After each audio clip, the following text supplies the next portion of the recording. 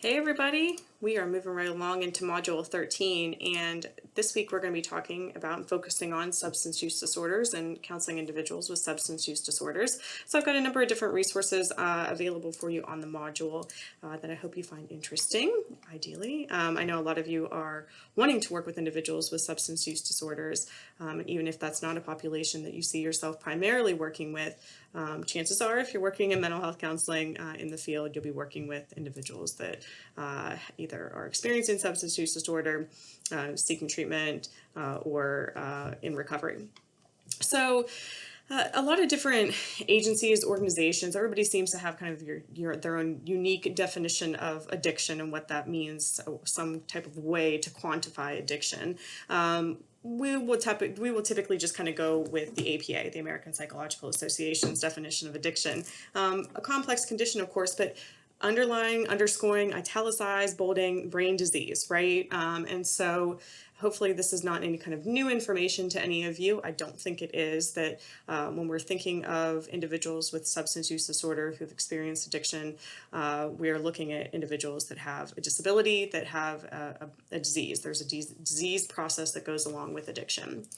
Different types of substances. Substances can be across the board, right? I just listed a little bit of the a small number of the types of substances that we might be talking about when you're working with somebody with the SUD. From a historical perspective, substances have been around forever in every culture throughout history. They've been referenced in texts and historical context and tablets, whatever. Not tablets as we use them today, right? But but stone tablet type things. So substances have been around forever. Natural products that the earth has provided us that alter our state of mind, alter our mental presence, right? Substances today even are still used across the board in different rituals and ceremonies. In some cultures, religious ceremonies used for celebration. Now, we see negative consequences when one culture introduces a new substance to another culture that maybe didn't have access to it before. And, a prime example of that is kind of our Native American population, our indigenous population here in the United States, and alcohol would be a good example of that. If you think about our culture, America as a culture, right?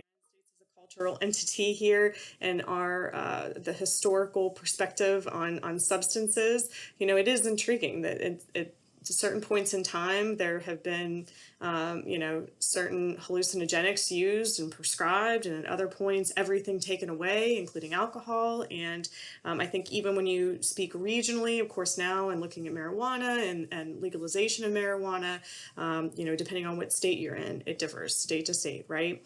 So we always have to be aware of what the current laws are, what the laws are in the state that we're residing in, and how that impacts the clientele that we're treating, right? The clientele that we're working with. When it comes to theoretical applications as they might relate to substance use disorder, solution-focused brief therapy, motivational interviewing, narrative therapy are all three orientations that have kind of been proven. We see evidence, right? Evidence-based practices. We see evidence that using these theoretical orientations with individuals who are experiencing substance use disorders or in recovery, especially motivational interviewing, kind of high point motivational interviewing, right?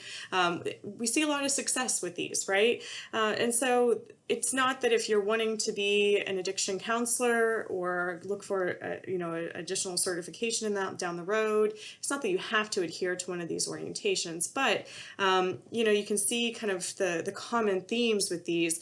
They're quick, right? They're quick. Very strength-based, okay? The client is the expert of their life. They're driving the train. They are motivating themselves. They are there to do the change and do the work. The counselor is not the expert.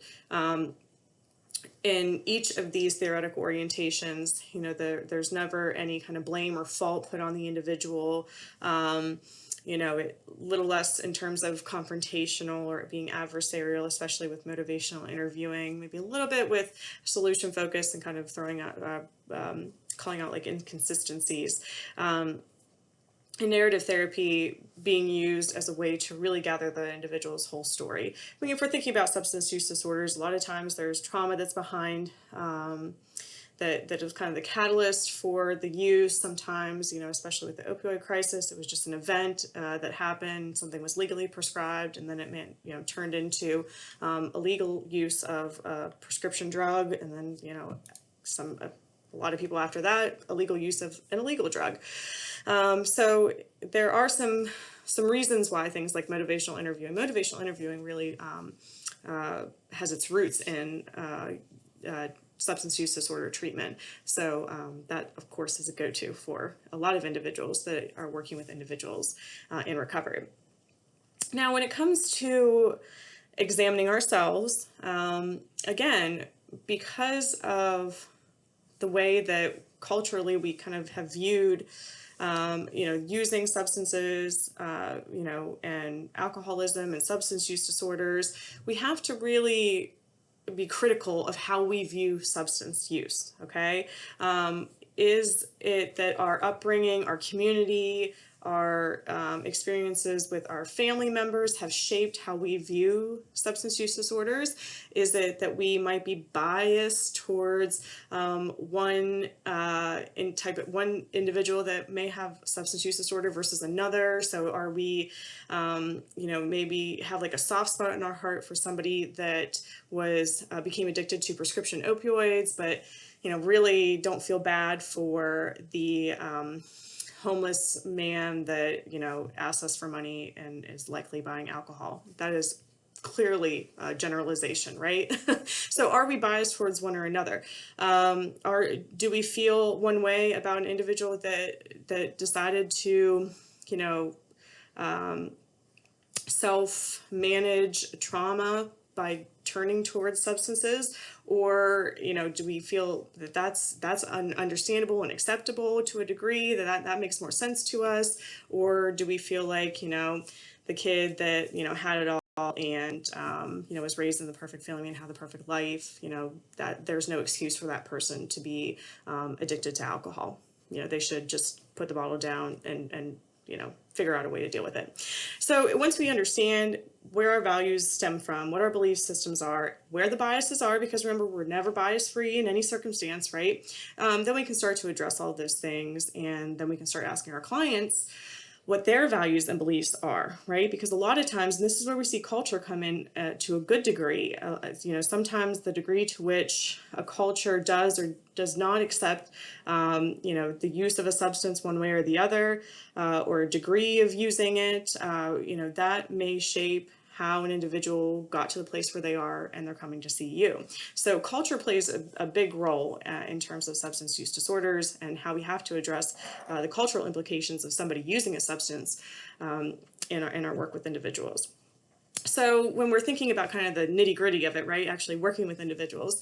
So some individuals with substance use disorders are going to come to you and they're going to be there to receive treatment because it is court ordered. It is mandated. They are not there by, their own free will, if you will. So you may experience some resistance, and this may, and I put may, be resistant, because some individuals get to that place and there is no resistance. They understand that, the time is now, they need to be seeking counseling, they need to be changing patterns of behavior, they need to be addressing things in their life so that they can enter into long-term recovery, right? So somebody may be resistant, they may not, but if somebody is coming to you and it's court ordered, it may be that they're not really there yet. They're not really at the stage where they want to impart some type of change in their life. You may have to report progress to the court system if that is the case, and of course, in any case, relapse happens, right? And so with counseling, if a general counseling situation, a client maybe is more likely to have volunteered to seek services, or may have some type of external influence saying you got to seek services now, right? taking the position of a consultant can benefit a relationship. And really, there's a reason why individuals that are in long-term recovery tend to kind of enter in a counseling field so that they can work again with individuals who have substance use disorders. Kind of their a relationship there can develop because somebody's been through that. They've been through that experience and come out the other side of it. And counseling may involve individuals. It may be that you're not just working with that one client. You may be involving family members, significant others. It just depends. If somebody is maybe seeking counseling because they were about to get fired from the job and now their employer, is holding them to a high standard and wanting to know, have they completed treatment? Where are they at in their recovery? It may be that you're even involving having discussions with somebody's employer, dependent on what the client releases in terms of maintaining confidentiality. So accessibility.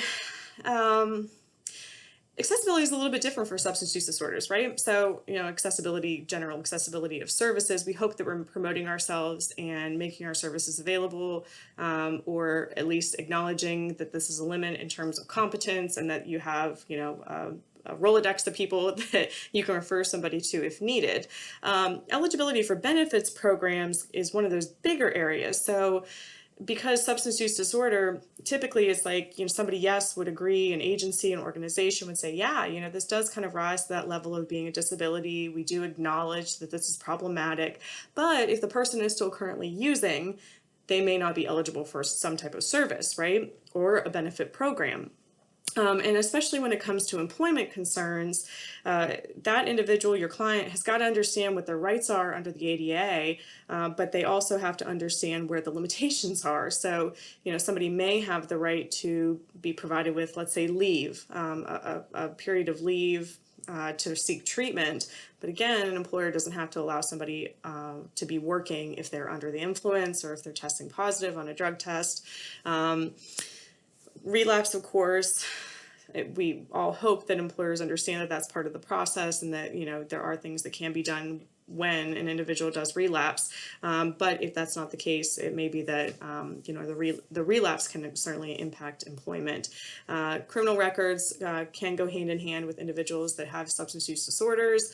And so that could be a barrier to employment in general. So there are a lot of things to consider if and when working with individuals with a substance use disorder.